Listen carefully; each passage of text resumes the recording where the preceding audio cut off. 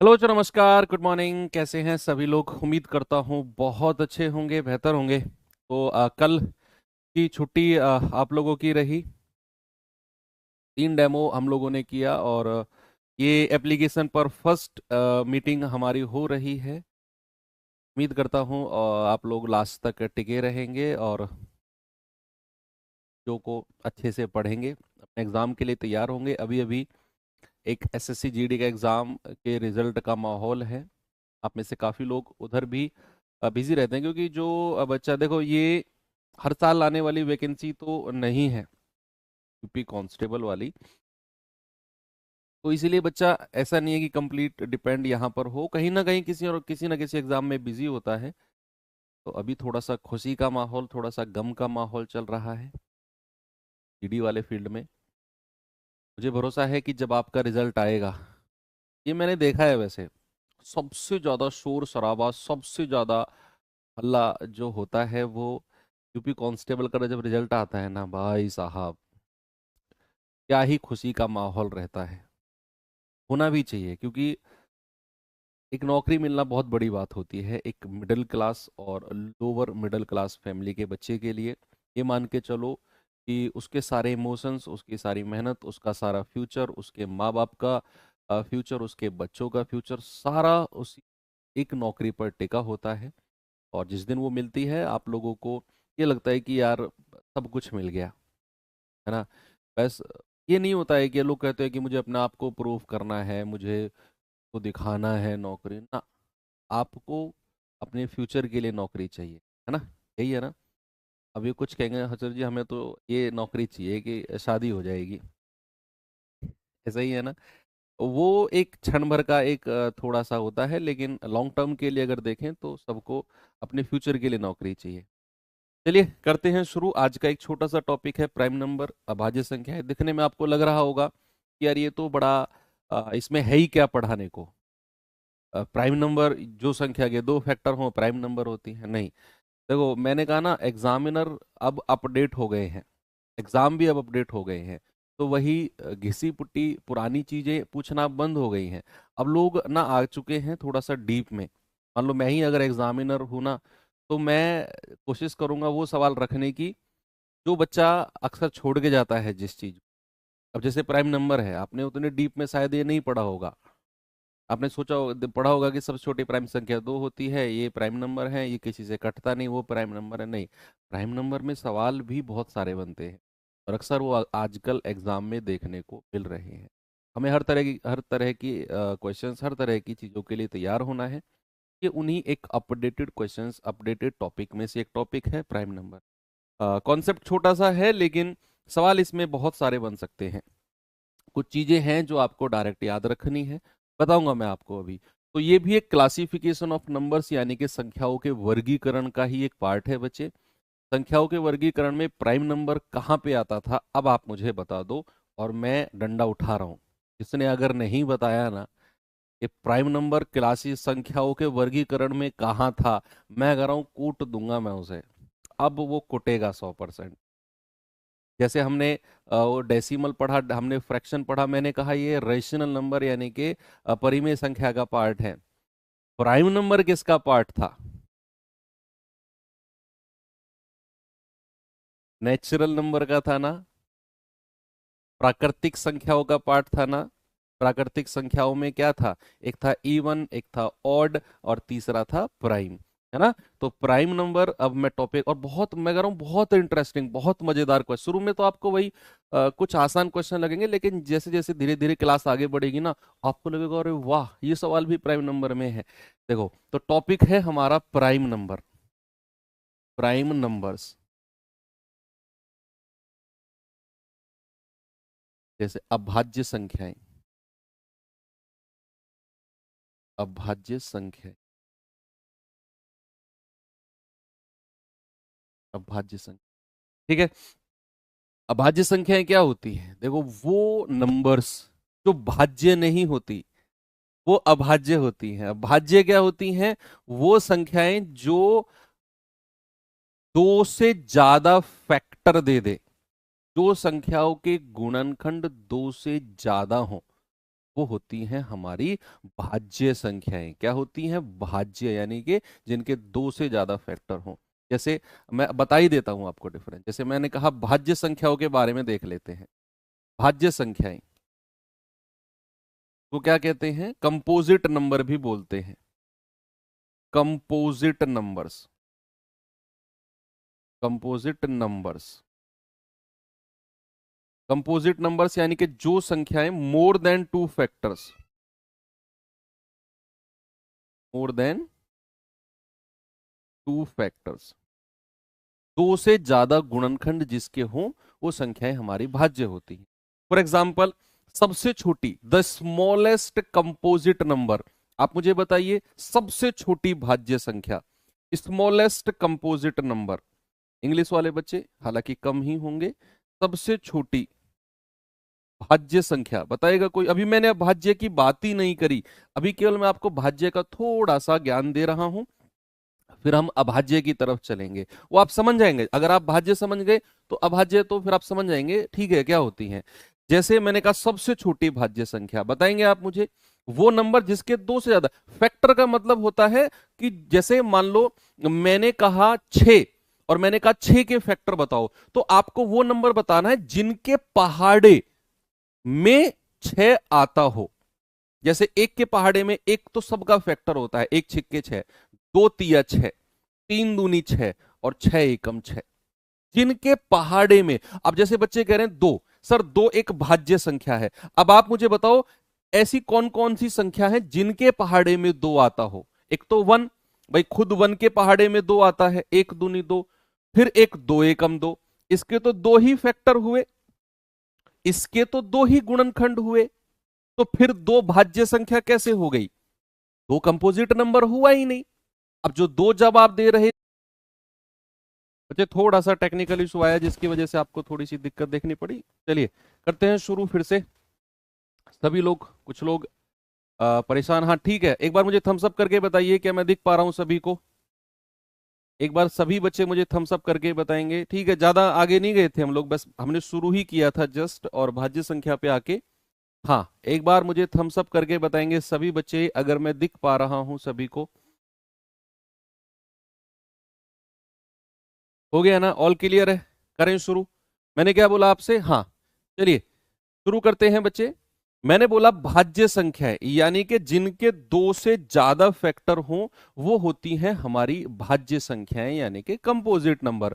अब मैंने आपसे पूछा था क्वेश्चन स्मॉलेस्ट कंपोजिट नंबर। क्या पूछा मैंने आपसे? स्मॉलेस्ट कंपोजिट नंबर, सबसे छोटी भाज्य संख्या, सबसे छोटी। तो आपका जवाब क्या था? जल्दी से बताएंगे मुझे। सबसे बदलना मत, अब जो था उसे ही बताना, जो था उसे ही बताना। सबसे छोटी अभाज्य संख्या आपने बोली दो, मैंने कहा जिसके दो से ज्यादा फैक्टर हैं वो भाज्य है।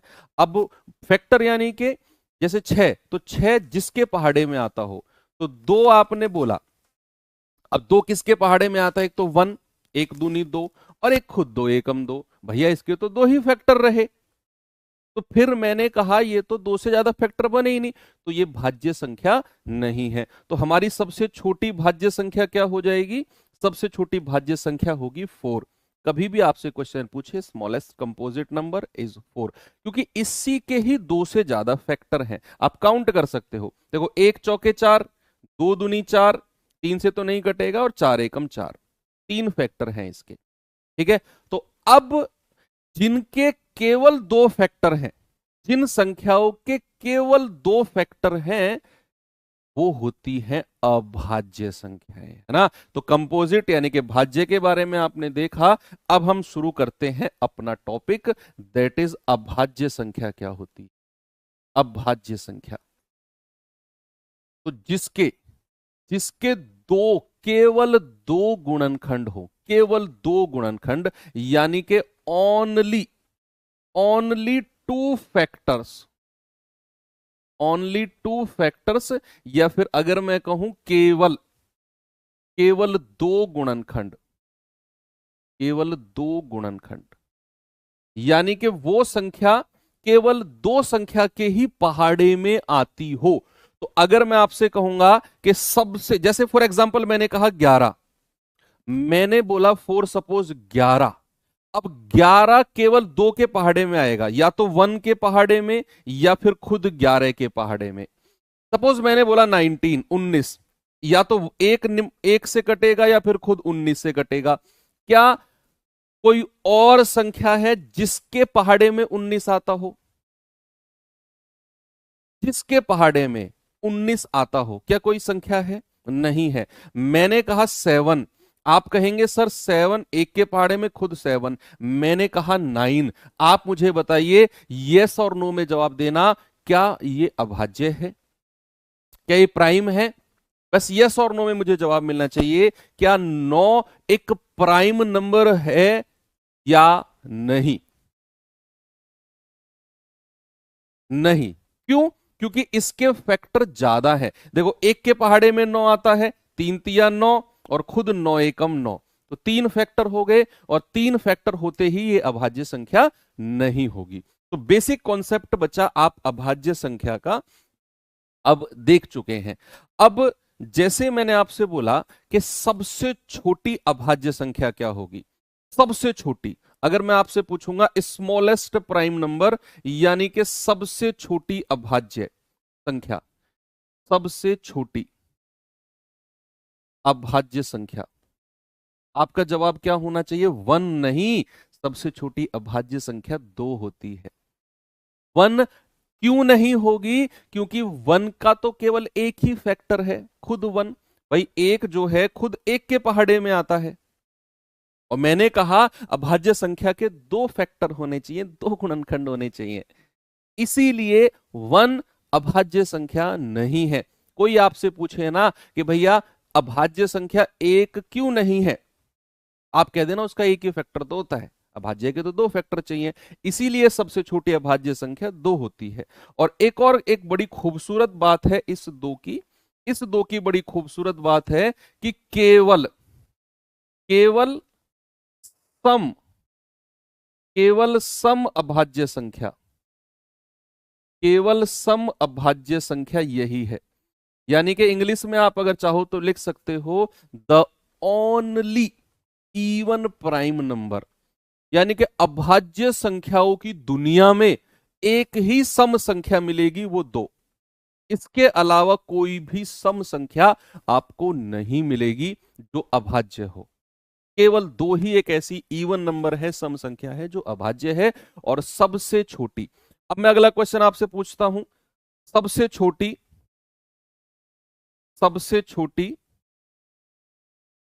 विषम अभाज्य संख्या, विषम अभाज्य संख्या। इंस्टाग्राम पे मैं क्वेश्चन डालते रहता हूँ छोटे छोटे, तो वहां पर मैंने एक क्वेश्चन पूछा बच्चों से, आप भरोसा नहीं करोगे 70% ने गलत जवाब दिया। सबसे छोटी विषम अभाज्य संख्या, लोग कह रहे हैं 1, वो विषम को देख के 1 कह रहे हैं वहां पे। आप देखो कंपटीशन लेवल, 70% ने गलत जवाब दिया 1।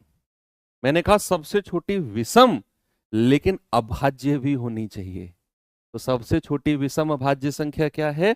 सबसे छोटी विषम अभाज्य संख्या है मेरे भाई 3, दैट इज 3। ओके, चलिए ये बात आपको समझ में आ गई। अभी तो बहुत सारी लिस्ट में आपको दूंगा, वो डायरेक्ट आपको याद रखना है। अब एक छोटा सा कॉन्सेप्ट है कि अगर मैं किसी भी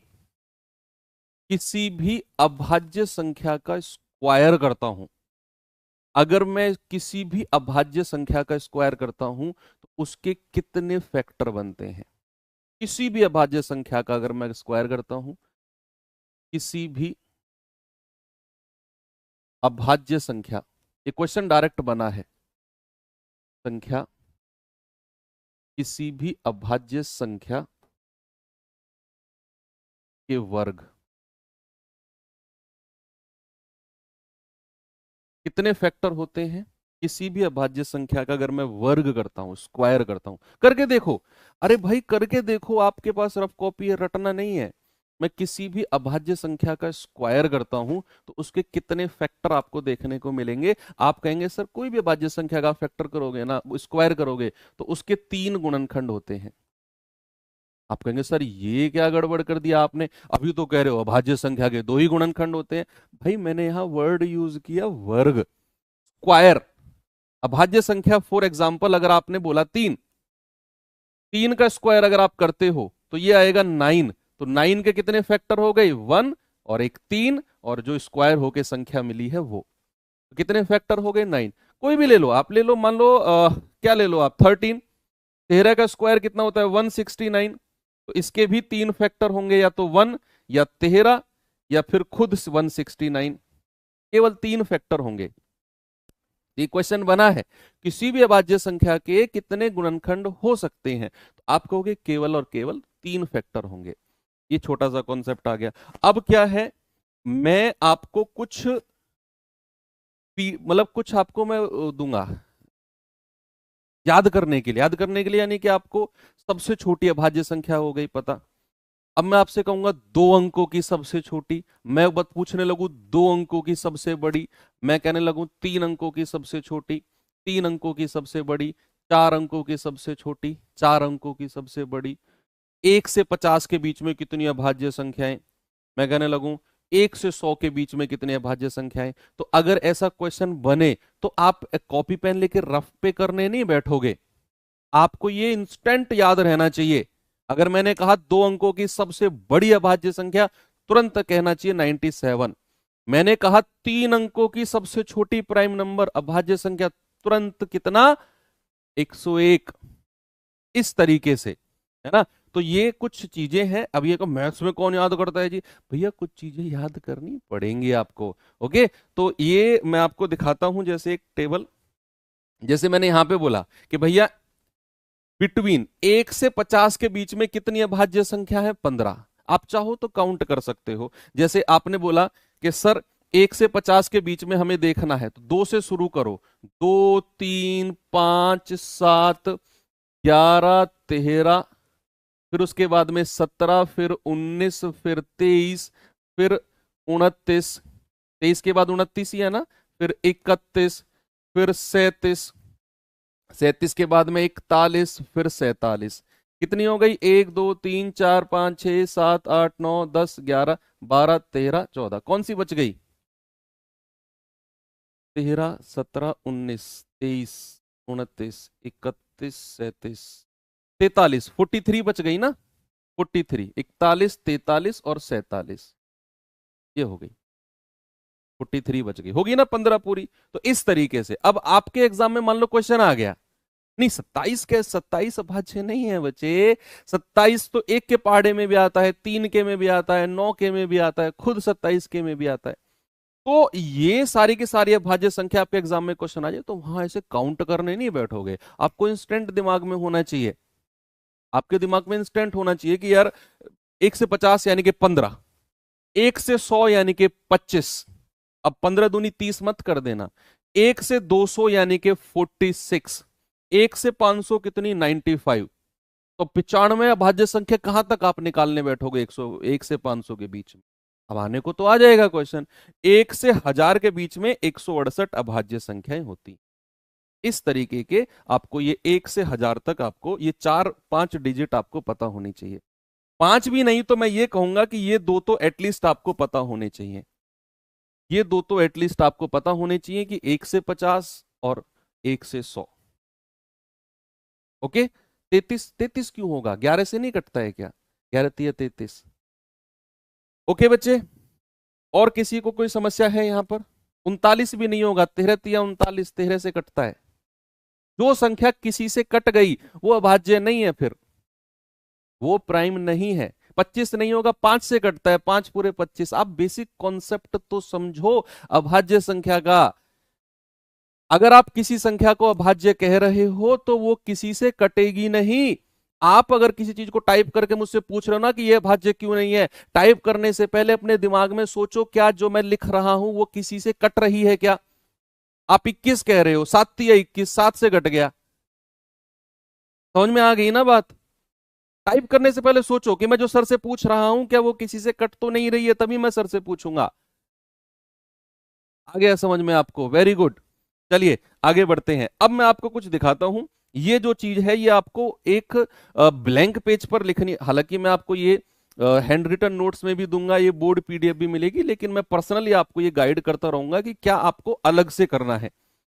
आपको इन सब के अलग अब क्या करना है, एक पेज A4 सीट लेनी है, उसमें पहले वाला टेबल बनाना है ये वाला, और एक ये वन बाय वन लाइनर करके आपको लिखने हैं। आप कहोगे कि सबसे छोटी अभाज्य संख्या अगर आपसे कहेगा तो आपका जवाब होना चाहिए 2। स्मॉलेस्ट प्राइम नंबर अगर आपसे पूछेगा तो आपका जवाब होना चाहिए 2। अगर आपसे कहेगा the only even prime number, एकमात्र अभाज्य संख्या, तो आपका जवाब क्या होगा, आपका जवाब होगा 2। हमने अभी थोड़ी देर पहले देखा कि सम और अभाज्य केवल एक ही नंबर है 2। अगर आपसे कहेगा स्मॉलेस्ट ऑड प्राइम नंबर, सबसे छोटी विषम अभाज्य संख्या, the smallest odd prime number, आप कहोगे 3। ये 3 क्वेश्चन तो हम पढ़ चुके हैं थोड़ी देर पहले। अब सवाल दिखाता हूं मैं थोड़ा सा आगे। ये देखिए क्वेश्चन, बहुत सारे सवाल है, डोंट वरी, बहुत सारे सवाल है और बहुत ही अच्छे लेवल के क्वेश्चन भी हैं, आप देखोगे उन्हें। थोड़ा सा मैं टाइम एक्स्ट्रा लूंगा, मैंने कहा मेरी क्लास का टाइम 1 घंटे 15 मिनट है, 1 घंटे 20 मिनट है। किसी क्लास को मैं 1 घंटे में भी एंड कर सकता हूं, किसी को अगर थोड़ी लंबी गई तो 1 घंटे 15 मिनट तो हमारा, तो ये तो हमारा संवैधानिक टाइम है इस क्लास का, कॉन्स्टिट्यूशनल टाइम जो होना ही है, जो फिक्स है। उसके ऊपर हम जाएंगे तो आप कहना कि सर टाइम हो गया। 1 घंटे पे कोई नहीं कहेगा लास्ट तक भी। स्मॉलेस्ट 2 डिजिट प्राइम नंबर, 2 अंकों की सबसे छोटी अभाज्य संख्या क्या होती है, 11, 2 अंकों की। और 2 अंकों की सबसे बड़ी अभाज्य संख्या होती है 97। देखो, अभाज्य संख्या वो जिसके केवल 2 फैक्टर हो, यानी कि वो केवल 2 ही संख्याओं से कटती हो, वो अभाज्य होती है। 3 अंकों की सबसे छोटी अभाज्य संख्या 101, 101।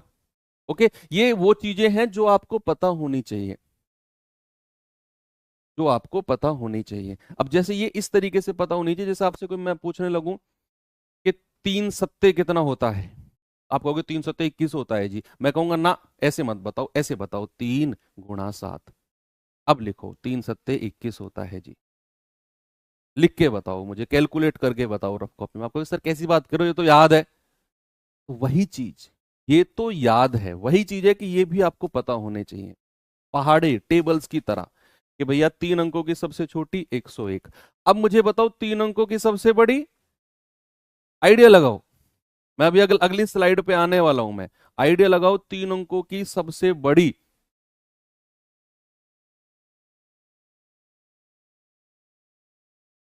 3 अंकों की सबसे बड़ी बताइए।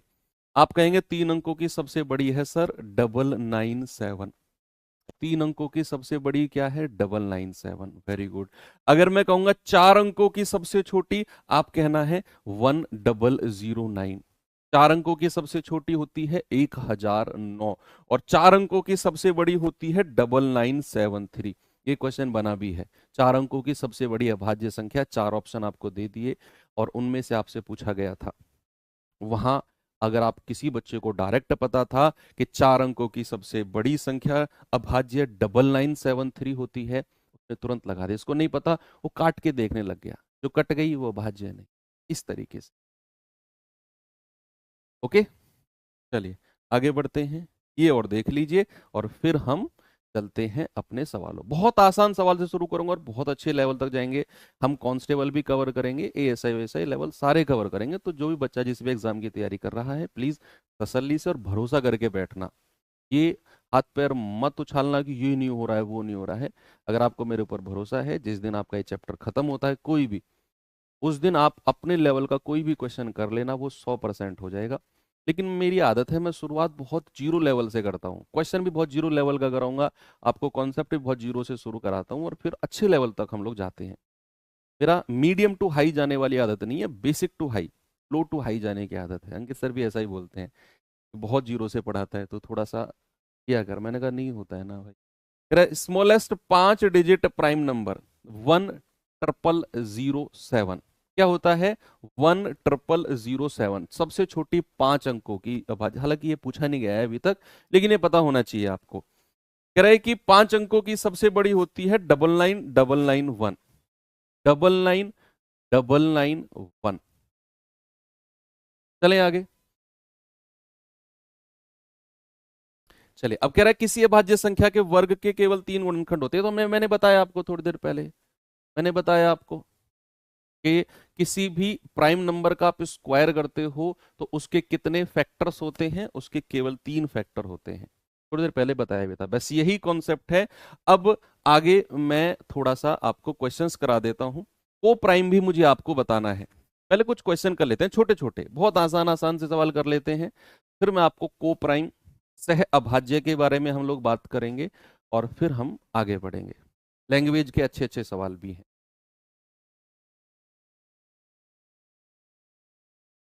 कह रहा है निम्नलिखित में से कौन सी ना तो अभाज्य संख्या है और ना ही भाज्य।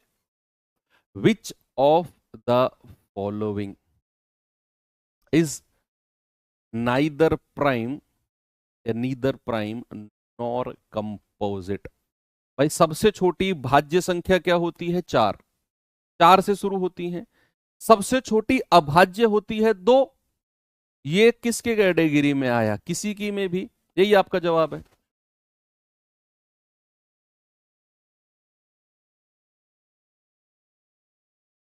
किसी की भी कैटेगरी में नहीं आया तो आपका जवाब हो जाएगा 1। ठीक है, आगे चले। चलिए एक क्वेश्चन और देता हूं। ये सवाल बताइए।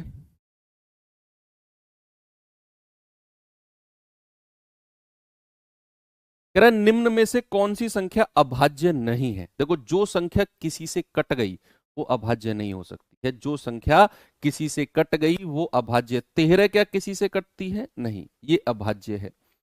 17 भी है, 19 भी है। अब 21 जो है ये 1 से भी कटती है, 3 से भी कटती है, 7 से भी कटती है और खुद 21 से भी कटती है। भैया 4-4 फैक्टर हो गए, 4-4 फैक्टर हो गए इसके। तो आपका जवाब होगा ऑप्शन नंबर डी। 2 ही फैक्टर चाहिए हमें तो अभाज्य बनाने के लिए। क्यों? सही कह रहा हूं ना? आगे बढ़ो, इसका बताएंगे जल्दी से जवाब।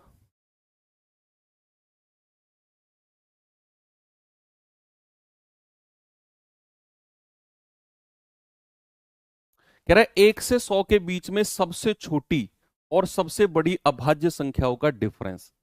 1 से 100 के बीच में। अब 1 से 100 के बीच में आपको सबसे छोटी अभाज्य संख्या क्या होती है? 2। भाई सबसे छोटी क्या होती है? आप कहेंगे सबसे छोटी होती है 2। और सबसे बड़ी क्या होती है? सबसे बड़ी होती है 97। अभाज्य संख्या की बात कर रहा है। कह रहा है उनका अंतर, तो भैया 97 में से 2 माइनस कर दो, ये आ जाएगा 95। क्या जवाब है? Option number D. आगे बढ़े, इस पे आइए जरा। 2 अंकों की सबसे छोटी अभाज्य संख्या 11। ये क्वेश्चन पूछे गए हैं बच्चे, तो तसल्ली से बस जवाब देते रहना। 2 अंकों की सबसे छोटी अभाज्य संख्या होती है 11। कुछ लोग क्या होते हैं ना, चीजों को ईगो पे ले जाते हैं। ओ ये सवाल करेंगे अब हम, ओ ये सवाल करा रहे हैं गुरुजी अब।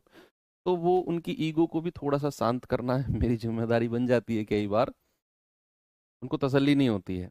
जो हम चाह रहे हैं वो तो हो ही नहीं रहा। हम तो बहुत हार्ड लेवल चाह रहे थे, ये चाह रहे थे, हम चाह रहे थे। तो आप लोग थोड़ा सा ये समझना है कि आपके साथ वो बच्चा भी है जो बिल्कुल जीरो से शुरू कर रहा है ना? तो बच्चा भी आपके साथ जुड़ा हुआ है। अगर मैंने आपके लेवल के हिसाब से चलना शुरू कर दिया तो फिर उस बच्चे को क्या करूंगा मैं, क्या कहूं उससे, बताइए। 3 अंकों की सबसे बड़ी अभाज्य संख्या कौन सी है? 997। जो हमने थोड़ी देर पहले याद किया है ना उन चीजों को। तो 3 अंकों की सबसे बड़ी अभाज्य संख्या 997। आगे चलिए, इसका जवाब बताइए जल्दी से। 4 अंकों की सबसे छोटी अभाज्य संख्या, the smallest 4 digit prime number क्या होता है बच्चा? 1009। 4 अंकों की सबसे छोटी अभाज्य संख्या क्या होती है? 1009। क्लियर है? 1009। आगे बढ़ते हैं, इसके बारे में बताएंगे। 4 अंकों की सबसे बड़ी अभाज्य संख्या, 4 अंकों की सबसे बड़ी अभाज्य संख्या, the largest 4 digit prime number.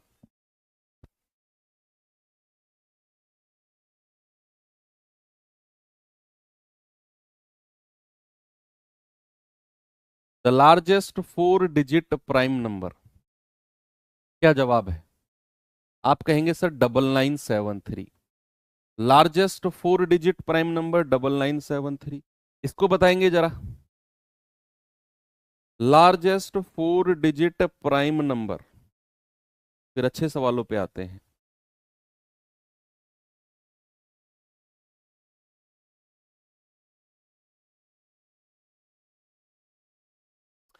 कह रहा है 109 और 121 दोनों शामिल, 109 भी शामिल है और 121 भी शामिल है। कह रहा है कि इनके बीच कितने पूर्णांक अभाज्य संख्याएं हैं।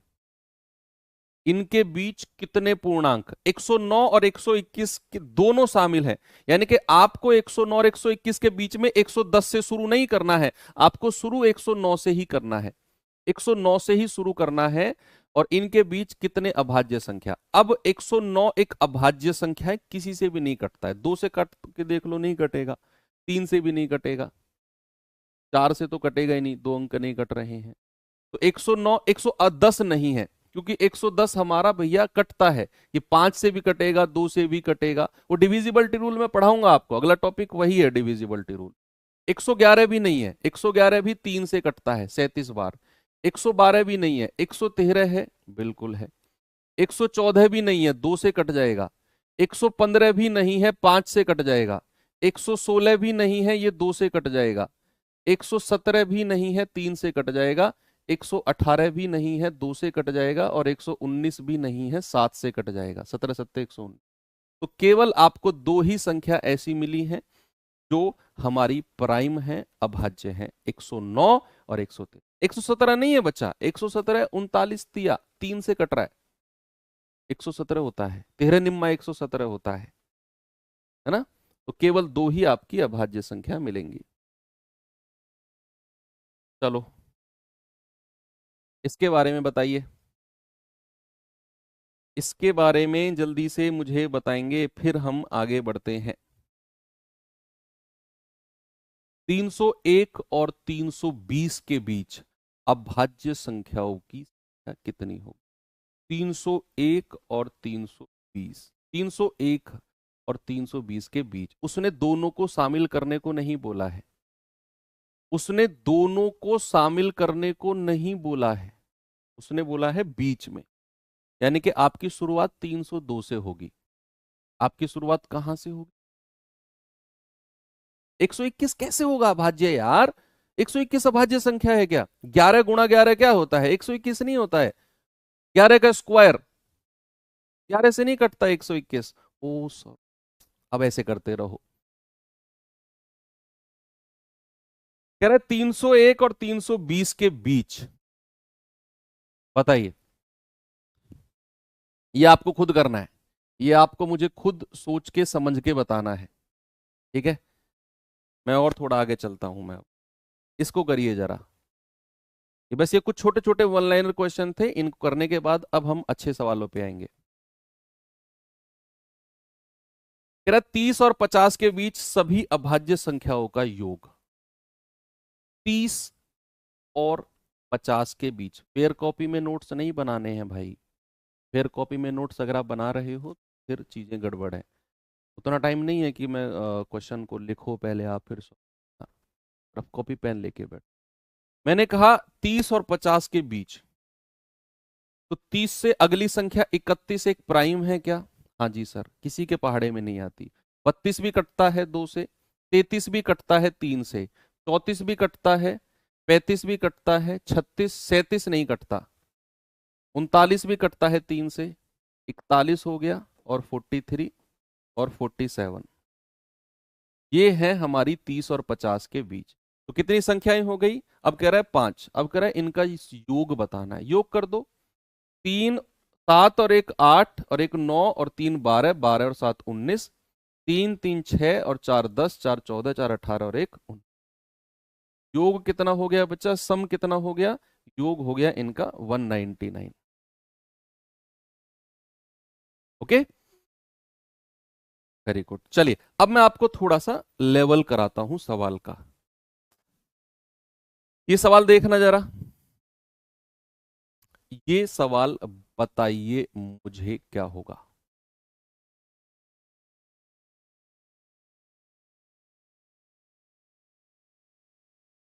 इसका जवाब। सवाल है 119 का स्क्वायर माइनस 111 के स्क्वायर को हल करने पर प्राप्त परिणाम क्या होगा।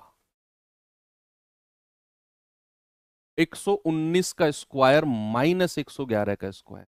बच्चे एक फॉर्मूला आप जानते होंगे, ए स्क्वायर माइनस बी स्क्वायर क्या होता है, ए प्लस बी और ए माइनस बी। आपको कोई जरूरत नहीं है 119 का स्क्वायर निकालने की और 111 का स्क्वायर निकालने की, आपको ए प्लस बी और ए माइनस बी पता होना चाहिए। तो आप कहेंगे कि सर ए प्लस बी और ए माइनस बी अगर आप करते हैं तो ये हो जाएगा 119 प्लस 111 और ये हो जाएगा 119 माइनस 111। ओके, तो 119 और 111 कितना हो गया, 9 और 1 10, 1 2 3, 230 हो गया। और ये हो गया कितना, 9 में से 1 गया 8, यही हो गया 8 0 0, 8 तिया 24, 8 दूनी 16, 2 18, 1840 मिला है। क्या ये अभाज्य संख्या है? कुछ लोग ऑप्शन डी लगाए जा रहे हैं। अभाज्य संख्या का टॉपिक पढ़ रहे हैं तो हर क्वेश्चन का जवाब अभाज्य संख्या ही होगा। मैं मानता हूं तुम लोग पुलिस वाले बनने वाले हो, लेकिन बेटा ध्यान रखना अभी बने नहीं हो। अभी डंडा तुम्हारे हाथ में नहीं है, अभी मेरे हाथ में है। जिस दिन तुम्हारे हाथ में आएगा उस दिन तो आएगा, लेकिन अभी मेरे हाथ में है, अभी कूट दूंगा तुम्हें। ठीक है, तो ये अभाज्य संख्या कैसे है? ये 1840 अभाज्य संख्या नहीं, भाज्य संख्या है, जिसके दो से ज्यादा फैक्टर हैं। इसके कितने फैक्टर हैं? बहुत सारे फैक्टर हैं इसके। कितनी संख्याओं से कटेगी पता नहीं, दुनिया भर की संख्याओं से कटेगी ये। आपका जवाब क्या होगा? आपका जवाब होगा ऑप्शन नंबर सी। चलिए आगे बढ़ते हैं। अब एक कॉन्सेप्ट अब समझिए आप। कॉन्सेप्ट क्या है कि दो अभाज्य संख्या, अगर मैं दो अभाज्य संख्या की बात कर रहा हूं, टू अभाज्य संख्या, टू प्राइम नंबर्स, दो अभाज्य संख्या। सपोज मैंने बोला ए और बी, ए और बी, आपको अगर इनका एलसीएम निकालना है या फिर आपको इनका एचसीएफ निकालना है, अगर आप दो अभाज्य संख्या यानी कि दो प्राइम नंबर के एलसीएम पूछेगा ना आपसे, तो ऑलवेज रिमेंबर उनका एलसीएम ए गुणा बी होता है। उन संख्याओं का मल्टीप्लीकेशन, दो अभाज्य संख्याओं का मल्टीप्लीकेशन ए गुणा बी यानी कि उनका गुणा होता है। अगर मैं उनके एचसीएफ की बात करूंगा, बच्चे याद रखना, दो अभाज्य संख्याओं का एचसीएफ 1 होगा।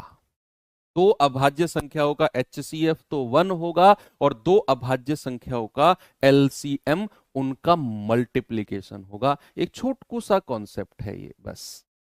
ओके, अब मैं सवाल आपको दिखाता हूं इसके ऊपर बनता कैसे है। ये रहा क्वेश्चन, ये लैंग्वेज वाला क्वेश्चन है और करके बताइए मुझे इसका जवाब।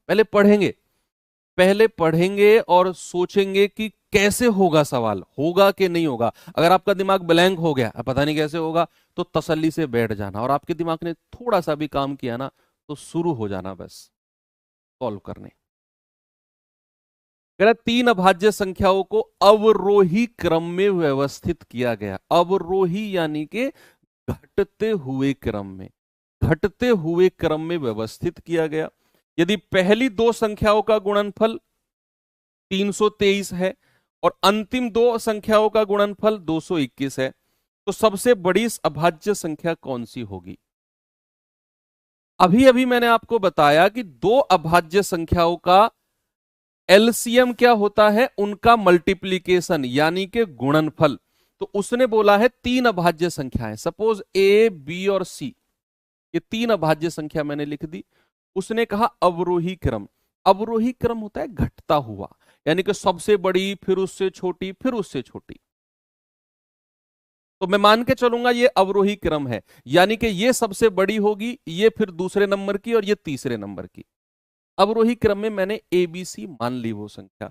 अब सवाल कहता है कि पहली दो का गुणनफल 323 है। 323, यानी कि ए गुणा बी, ए गुणा बी कितना दे रखा है बच्चा आपको 323, ये आपको दे रखा है।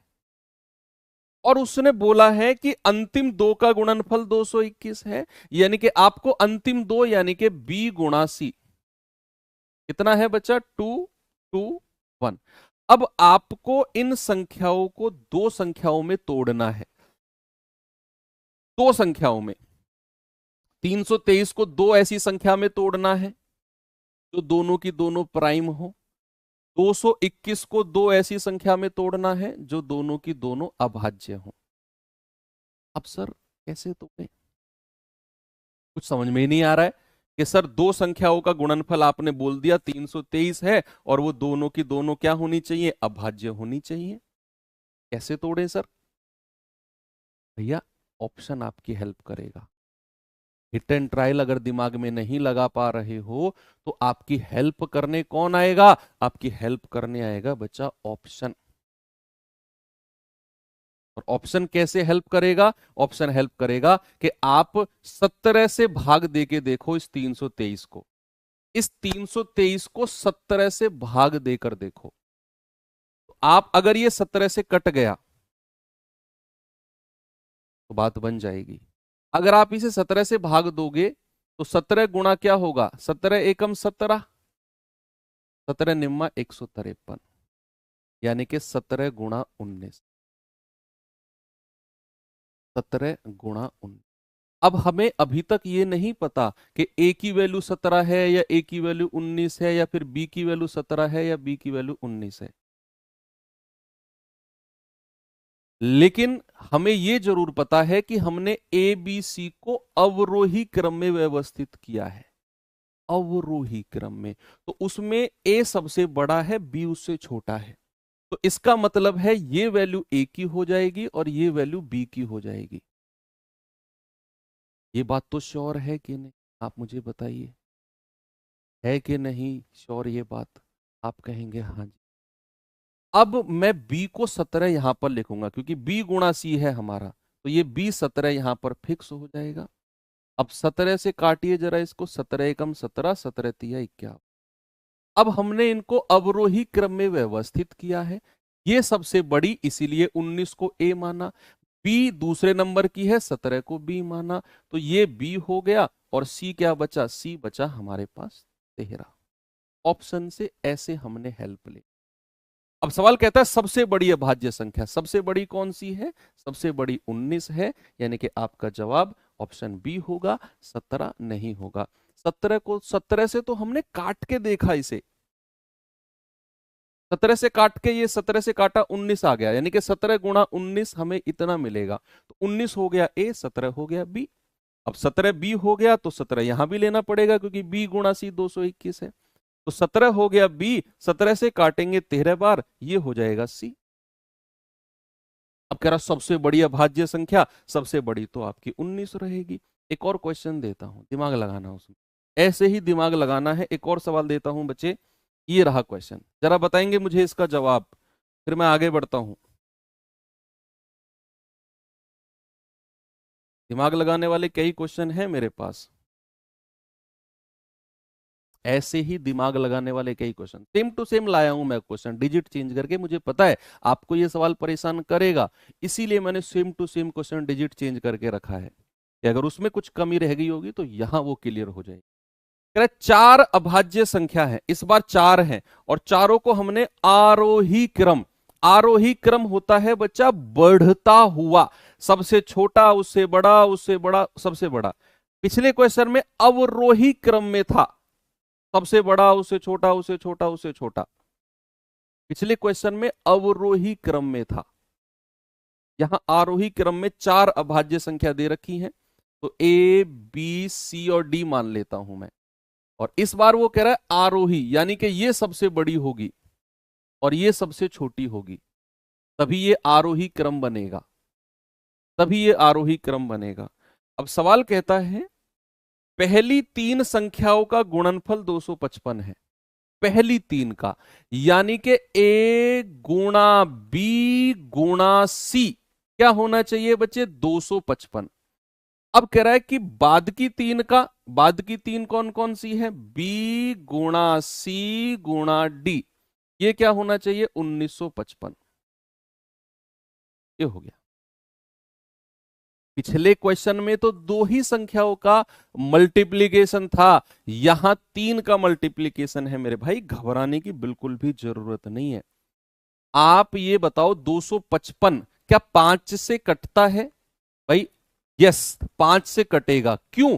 क्योंकि इसकी अंतिम डिजिट 5 है, इसका यूनिट डिजिट क्या है 5, ये संख्या 5 से 100% कटेगी। तो भैया तीन संख्याओं को गुणा करके 255 मिला है, तो एक संख्या तो 5 हो गई, क्योंकि मुझे पता है इसका लास्ट डिजिट अगर 5 है ना, 5 से तो ये कटेगी 100%। एक संख्या तो 5 हो गई। अब 5 से काटिए जरा इसको, आप कहेंगे 5 पूरे 25 और 5 एकम 5, यानी कि 51 गुणा 5। तो एक सबसे छोटी संख्या तो मुझे 5 मिल गई, सबसे छोटी संख्या, एक ही वैल्यू तो 5 मुझे मिल गई, क्योंकि आरोही क्रम बोला है ना, आरोही क्रम में सबसे छोटी संख्या सबसे पहले आती है। तो 5 तो मुझे मिल गई, एक ही वैल्यू 5 मिल गई मुझे। अब b गुणा सी हमारा 51 होगा क्या? अभी नहीं, अभी फिक्स नहीं हुआ, अभी 5 से भी छोटी वैल्यू मिल सकती है हमें, सबसे छोटी संख्या 5 नहीं, 5 से भी छोटी वैल्यू मिलेगी, देखना। क्या आप 51 को ऐसी दो संख्या में तोड़ सकते हो जो अभाज्य हो? भाई 51 हमारी अभाज्य नहीं है, अभी और दोनों संख्या में, और दो संख्या में टूटेगा 51, 17 तिया 51, यानी कि 3 गुणा 17, 17 तिया 51 नहीं होता है क्या? तो अब आप देखो, आपको तीन संख्या 5 गुणा 3 गुणा 11 है, ए गुणा बी गुणा सी, ए सबसे छोटी होनी चाहिए, तो इन तीनों में सबसे छोटी कौन सी है 3, बी दूसरे नंबर की होनी चाहिए 5, और सी तीसरे नंबर की होनी चाहिए 17। क्या किसी को कोई समस्या है अभी तक? मैं अभी इस वाले पे नहीं गया हूं, बी सी डी पे नहीं गया हूं मैं, अभी मैंने ए बी सी को ही 255 जो दिया हुआ था, मैंने पहले इसको 5 से अलग किया। मैंने कहा 5 पूरे 25, 5 एकम 5, यानी कि 5 गुणा 51। फिर मैंने 51 को दो संख्या से अलग किया, 3 गुणा 17, मतलब कि 3 गुणा 5 गुणा 17 को मल्टीप्लाई करके आपको 255 मिला होगा। तो सबसे छोटी संख्या 3, फिर 5, फिर 17। अब डी की वैल्यू पता करनी है आपको, तो आपको पता है बी गुणा सी गुणा डी इतना है, यानी कि 5 गुणा 17 गुणा डी बराबर 1955। तो 17 से काटेंगे 17 एकम 17, 17 एकम 17, 17 पंजे 85, 5 से काटेंगे 23 बार, तो यहां से डी कितना मिल गया? डी मिल गया 23। डी कितना मिल गया? डी मिल गया आपका 23। ऐसे क्वेश्चन एग्जाम में बहुत अच्छे से बनते हैं और बनते आए हैं बच्चे। ओके, चलिए आगे बढ़ते हैं। और ये अभाज्य संख्या के क्वेश्चन, आपको लग रहा होगा ऐसे भी क्वेश्चन अभाज्य में आते हैं क्या? ये सवाल बताइए छुटकू सा, जल्दी से, जल्दी से मुझे इसका जवाब बताएंगे आप लोग।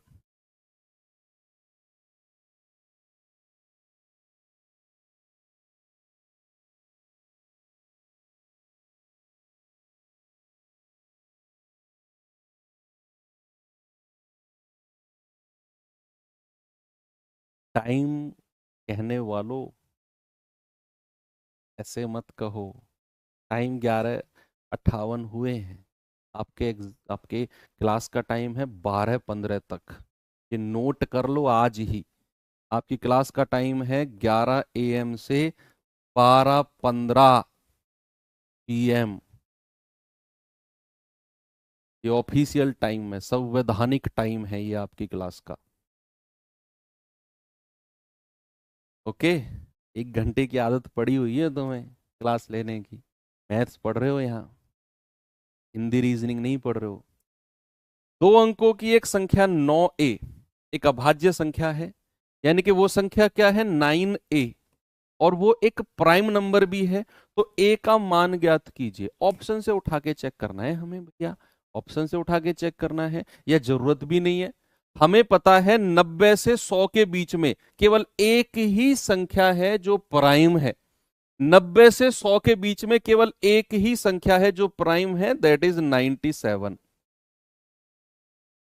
90 से 100 के बीच में एक ही अभाज्य संख्या 97। तो अगर इसका फॉर्मेट 9a है तो a की वैल्यू 100% 7 ही होगी।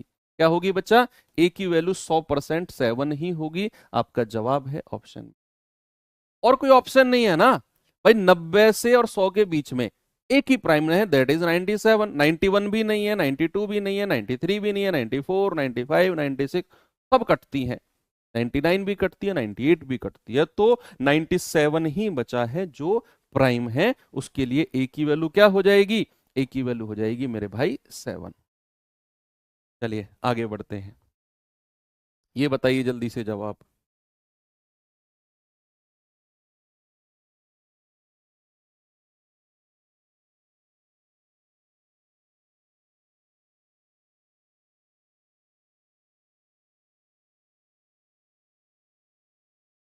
बताओ भाई जल्दी से जवाब क्या होगा इसका। ए बी सी डी अलग अलग अभाज्य संख्याएं हैं। ए सबसे छोटी अभाज्य संख्या है। ए सबसे छोटी अभाज्य संख्या है, तो ए बी सी डी क्या होगा? ये दिमाग से हो। ये सवाल भाई साहब आपसे कह रहा हूं, ये हुडी वाले भाई साहब जो चिपका के बैठे हो ना कानों को, बिल्कुल भी हवा नहीं लगने दे रहे हो, तुमसे कह रहा हूं। हाँ तुम ही। सबसे छोटी अभाज्य संख्या क्या होती है?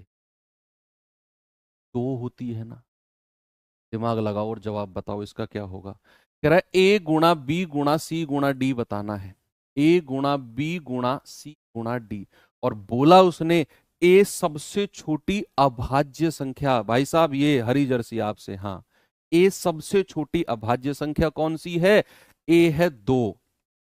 यानी कि 2 गुणा बी गुणा सी गुणा डी। और ये बी सी डी क्या है? सारी की सारी प्राइम है ये, लेकिन ए को बोल दिया सबसे छोटी।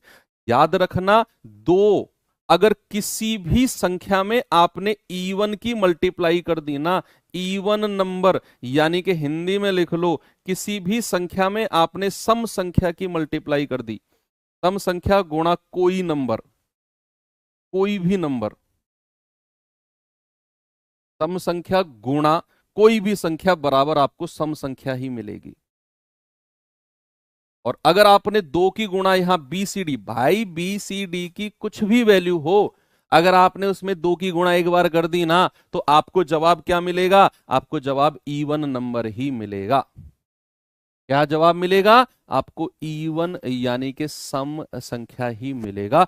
वो चाहता भी था, उसने बोला ए सबसे छोटी अभाज्य संख्या है।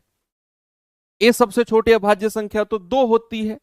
अब 2 की गुणा आप कुछ भी किसी में भी करते रहो, आपका जवाब क्या आएगा? सम संख्या। यानी कि सम संख्या की गुणा कोई भी संख्या में करोगे, सम ही मिलना है। वो सिंपल सा कॉन्सेप्ट था ये तो। आगे चलो, एक और छुटकू सा सवाल ऐसा ही पूछता हूं कॉन्सेप्ट वाला, इसका जवाब बताना जरा।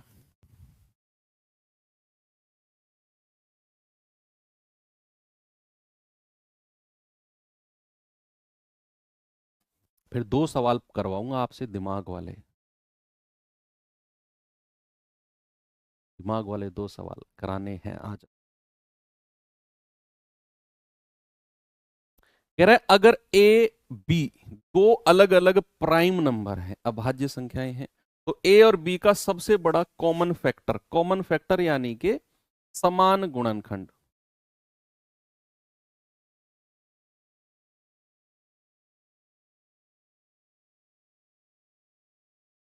अरे वाह, बहुत जल्दी बता दिया तुमने तो। ये तो मैंने लिखवाया था आपको, मैंने लिखवाया आपको। दो अभाज्य संख्या ए बी है तो उनका एचसीएफ क्या होता है? 1। एचसीएफ का मतलब ही होता है highest common factor. Full form नहीं जानते क्या?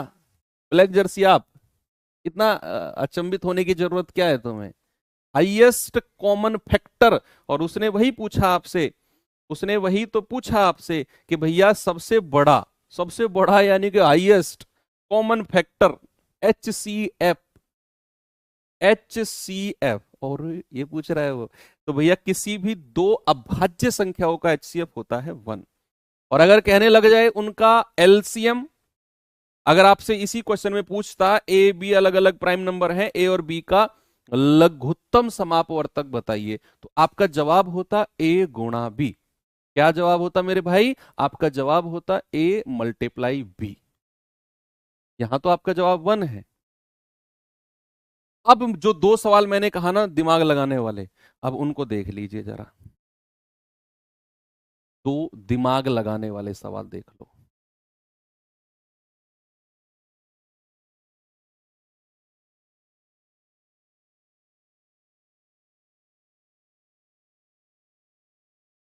एक्स वाई जेड अभाज्य संख्याएं हैं। X plus Y plus Z 38 है। तो एक्स का अधिकतम मान क्या होगा? एक्स का अधिकतम मान, सॉल वाले भैया, ऐसे सॉल को जो तोले के उसकी तरह लपेटे बैठे हो ना, ठाकुर की तरह। तुम हाथ बाहर मत निकाल लेना बिल्कुल भी। मैं कह रहा हूं जम जाएंगे हाथ बिल्कुल। कि आप तो -डिग्री टेम्परेचर में बैठे हो, सॉल वाले आपसे कह रहा हूं, बिल्कुल हाथ मत निकाल लेना बाहर। कह रहे X plus Y plus Z आपका 38 होना चाहिए। और एक्स का सबसे बड़ी वैल्यू क्या हो सकती है? एक्स की सबसे बड़ी वैल्यू ऑप्शन से चेक करना है। किससे? ऑप्शन से। सवाल कह रहे हैं कि X plus Y plus Z ये किसके बराबर है? 38। तो एक्स की सबसे बड़ी वैल्यू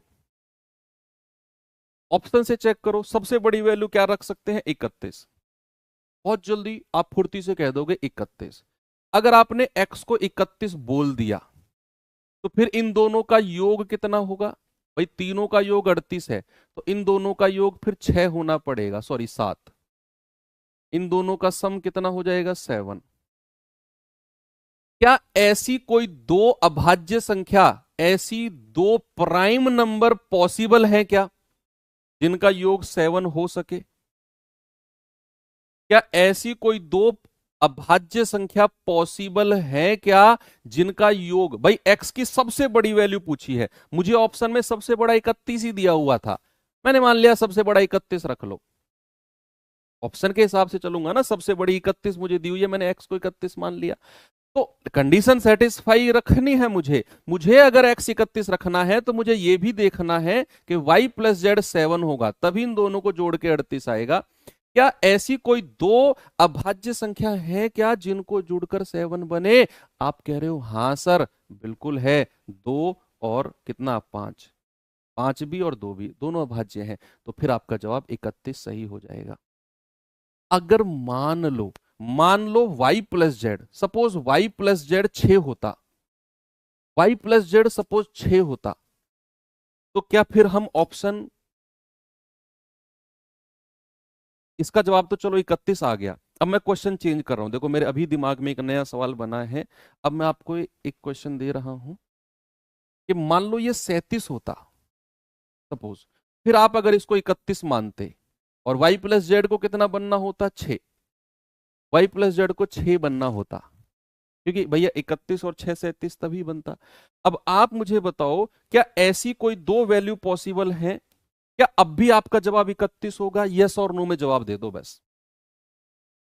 ऐसे तुक्का नहीं मारना है भाई साहब, आप चेक करना है। मैंने क्या बोला कि अगर x plus Y plus Z 37 है और ये आपकी तीनों की तीनों अभाज्य हैं, प्राइम है, तो x अगर आप 31 रख रहे हो तो y प्लस जेड को 6 बनना पड़ेगा। क्या ऐसी कोई दो संख्या संभव है जिनको जोड़ने पर अलग अलग है, अलग अलग संख्या रखनी है हमें? 3 और 3 मत कहो, 3 और 3 6, अलग अलग संख्या बतानी है, डिस्टिंक्ट नंबर है वो। X Y Z distinct number है, अलग अलग है। नहीं है। आप कहोगे 2 और 4 6 होता है, ये प्राइम नहीं है। भाई 3 और 3 6 होता है, हमें अलग अलग डिस्टिंक्ट नंबर चाहिए, ये भी जवाब नहीं है। फिर आगे कुछ बचा ही नहीं। 1 और 5 होता है जबकि एक प्राइम नहीं है, एक अभाज्य नहीं है, तो फिर आपका जवाब ये नहीं होता। ये 3 और मैंने कहा X Y Z distinct number है, अलग अलग है, तो फिर आपका जवाब ये भी नहीं। तो समझ गए आप मैं आपसे क्या कहना चाह रहा हूं कि आपने अगर x को सबसे बड़ा 31 माना है तो आपको इन दोनों को भी चेक करना है कि इनका योग अगर 7 है तो ऐसी प्राइम नंबर जिनका योग 7 हो। अगर वो आपने फाइंड आउट कर ली तो फिर 31 सही है। मान लो अगर ऐसा नहीं होता तो फिर मैं सेकंड 29 को चेक करता, 29 यहां लिखता, प्लस कितना 9 यहां पर लिखता, इस तरीके से। समझ गए आप? अब एक और ऐसे ही दिमाग लगाने वाला क्वेश्चन देता हूं आपको, ये और देखिए, बस लास्ट है फिर एंड कर देंगे। को प्राइम नंबर नहीं पढ़ाऊंगा आज मैं आपको, को प्राइम नंबर को हम एलसीएम एचसीएफ में पढ़ेंगे, क्योंकि वहां को प्राइम यानी कि सह अभाज्य पढ़ने से पहले आपको एचसीएफ की नॉलेज होनी चाहिए, इसीलिए को प्राइम नंबर को मैंने आज हटा दिया है। बस ओनली प्राइम नंबर हम लोग पढ़ रहे हैं। को प्राइम नंबर की जरूरत हमें एलसीएम एचसीएफ में पड़ेगी, पहले एचसीएफ पता करना होगा, एलसीएम पढ़ना होगा, फिर को प्राइम। कह रहा है तीन प्राइम संख्याओं का योग 90 है, यदि उनमें से एक संख्या दूसरी से 30 ज्यादा है तो उन संख्याओं में एक संख्या क्या होगी? ये जिसने बता दिया मान लो गजब ही हो जाएगा, गजब ही हो जाएगा। ये बता दो और चले जाओ, क्लास खत्म। भैया तीन प्राइम नंबर हैं, मैंने कहा ए बी सी, तीन प्राइम नंबर है, उनका योग उसने दे दिया ए प्लस बी प्लस सी क्या है? 90 है। ए प्लस बी प्लस सी क्या है? 90 है। ओके। अब उसने बोला है कि एक संख्या दूसरी से 30 ज्यादा है। अगर मैं ये कह दूं कि ए बराबर जो होगा वो बी प्लस 30 होगा, तो किसी को कोई समस्या है? किसी भी एक, जरूरी नहीं ए बराबर बी प्लस 30 होगा, आप ऐसे भी कर लो बी बराबर सी प्लस 30, आप कर लो ए बराबर सी प्लस 30। मैंने तो जस्ट लिख दिया, इन दो संख्याओं को मान लिया, उसने कहा एक संख्या दूसरी से 30 ज्यादा है, तो मैंने कह दिया एक संख्या ये रही, दूसरी संख्या बी है उससे 30 ज्यादा है, तो ए बराबर बी प्लस 30 मान लो। यानी कि अब आप ए की जगह क्या लिख सकते हो? बी प्लस 30, और ये तो बी है ही मेरा, प्लस सी बराबर 90। तो यहां से 2b प्लस सी बराबर क्या हो जाएगा? 30 घट जाएगा 60। तो यहां से मैं कहूंगा सी, या सॉरी 2b बराबर क्या हो जाएगा? 60 माइनस सी, और b बराबर क्या हो जाएगा? 60 माइनस सी बटे 2। मैंने b बराबर निकाल लिया। अब आगे क्या करूं? अभी समझते रहना, तो को समझते रहना। मैंने क्या बोला? तीन संख्याओं का योग 90 है और तीनों की तीनों संख्याएं प्राइम यानी के अभाज्य हैं। तीनों की तीनों क्या है? प्राइम यानी के अभाज्य हैं। तो मैंने कहा, उसने कहा कि एक संख्या दूसरी से 30 ज्यादा है, तो मैंने कहा a बराबर b प्लस 30। तो a की जगह मैंने b प्लस 30 रख दिया, प्लस b प्लस सी बराबर 90। 30 को उधर जाके माइनस कर दिया 60, तो 2b प्लस सी बराबर 60, तो b बराबर आ गया 60 माइनस सी बटा 2। अब आगे मैं क्या करूं? अब मुझे एक बात पता है और आपको भी पता है कि अगर ये वाली कंडीशन बन गई और ऊपर वाली संख्या जो है वो 2 से कटनी है, आपको ये भी पता है ये भी अभाज्य, ये भी अभाज्य, ये भी अभाज्य, तीनों की तीनों क्या है? अभाज्य संख्याएं हैं। इसका मतलब है कि ए बार बी की वैल्यू जो मुझे मिलेगी वो एक अभाज्य संख्या मिलनी चाहिए। बी की वैल्यू क्या मिलनी चाहिए? एक प्राइम नंबर मिलनी चाहिए। तो ये संख्या 2 से कटनी है ऊपर वाली। अब अगर कोई भी संख्या 2 से कटेगी तो क्या वो एक सम, क्या वो एक इवन नंबर होनी चाहिए? आप मुझे बताओ, अगर मुझे इस संख्या को 2 से काटना है तो क्या ये 60 माइनस सी एक सम संख्या होनी चाहिए, इवन होनी चाहिए, तभी ये 2 से कटेगी, तभी ये 2 से कटेगी, यस और नो? भाई ये अगर 2 से कटेगी तब हमें बी की वैल्यू एक प्राइम नंबर मिलेगी, नहीं तो डेसिमल में आपका आंसर आएगा, और डेसिमल प्राइम नंबर हो नहीं होते। तो अगर 60 माइनस सी एक सम संख्या है तभी ये 2 से कटेगा, और 60 माइनस सी सम संख्या लाने के लिए सी की वैल्यू को एक सम संख्या बनना पड़ेगा, सी की वैल्यू को एक इवन नंबर बनना पड़ेगा। तो 60 में से इवन नंबर, और सी भी एक सॉरी एक अभाज्य संख्या है, सी भी क्या है? एक अभाज्य संख्या है, और सी एक सम संख्या है। तो भैया आपका जवाब होगा 2, यानी कि सी की वैल्यू को आपने 2 रखना पड़ेगा, क्योंकि एकमात्र सम अभाज्य संख्या, the only even prime number क्या है? The only even prime number 2 है। तो 60 में से 2 घटाओगे तभी आपको क्या मिलेगा? 58। भाई 60 में से 2 घटाओगे 58, 2 से डिवाइड कर दोगे, ये आ जाएगा 29। यानी कि सी की वैल्यू हो गई 2, बी की वैल्यू हो गई 29, ए की वैल्यू कितनी है? यहां पे रख के निकाल लो, तीनों को जोड़, 29 और 2 31, तो ये हो जाएगा 90 माइनस 31। 10 में से 1 गया 9, 8 में से 3 गए 5, 59। ए बराबर 59, बी बराबर 29, सी बराबर 2। क्या पूछा है उसने? ऑप्शन नंबर सी, कोई भी एक। 59 आ गया। और ये सबसे बेस्ट लेवल का क्वेश्चन है अभाज्य संख्याओं का, सबसे बेस्ट। आज आपने देखा होगा कि यार देखो, जिनको कुछ क्वेश्चन समझ में नहीं आए होंगे मैं मानता हूं, आप उनको रिपीट करके देखना, थोड़ा सा रिपीट करके देखोगे चीजें हो जाएंगी।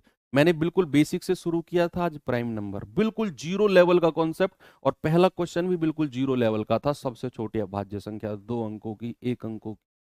और हमने इस चैप्टर को यहाँ आकर एंड किया है। तो हमारा फ्लो यही रहेगा, सबसे छोटे से शुरू करेंगे, सबसे एंड तक हम इसी तरीके से हर चैप्टर में जाएंगे। परेशानी आपको आएंगी, क्योंकि अगर बहुत सारी आसानी चीज़ों आपको समझ में आ जाए बहुत आसानी से, तो फिर वो चीज़ें आपको ऑलरेडी आती हैं। आपको अगर मैथ सीखना है, आपको नहीं आता है, तो ये आप दिमाग अपना तैयार कर लो कि भाई स्ट्रगल तो करना पड़ेगा मैथ्स में। कितना भी अच्छा टीचर हो, स्ट्रगल तो आपको करना पड़ेगा।